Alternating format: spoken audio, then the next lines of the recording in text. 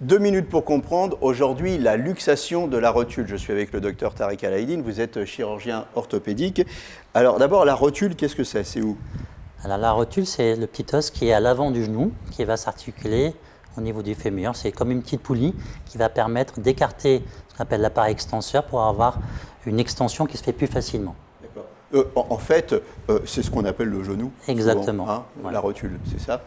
Alors, cette luxation de la rotule, ça veut dire quoi, luxation? Ça veut dire que la rotule va sortir de son rail, elle va se déboîter.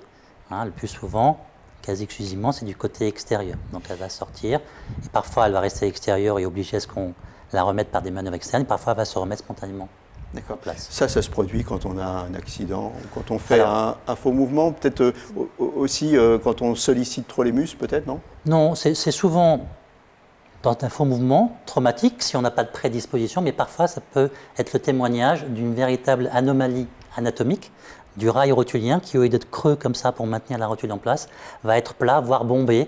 Et en fait, la rotule n'est jamais, depuis la fin de la croissance, complètement dans l'axe. Elle est sur le côté. Et donc, elle a tendance à sortir en fait, de son axe qui n'est pas assez creusé, voilà, ou voire même qui est déformé et qui la rejette. Voilà. Alors, bon, ça, c'est des cas pathologiques, mais la plupart du temps, on a eu un petit accident. Alors, qu'est-ce qui se passe? Qu'est-ce qu'on fait? C'est douloureux? C'est douloureux, puisque pour que la rotule se déboîte, elle va déchirer une petite amarre qui est sur le côté interne, qu'on appelle l'aileron rotulien interne. Donc il peut y avoir un petit gonflement de genou, un petit hématome, et donc l'épanchement de synovie. Donc il faut se mettre au repos, glacer l'articulation, et là, consulter pour pouvoir déterminer si cette luxation survient sur un genou normal ou si elle survient sur un genou pathologique avec une anomalie morphologique.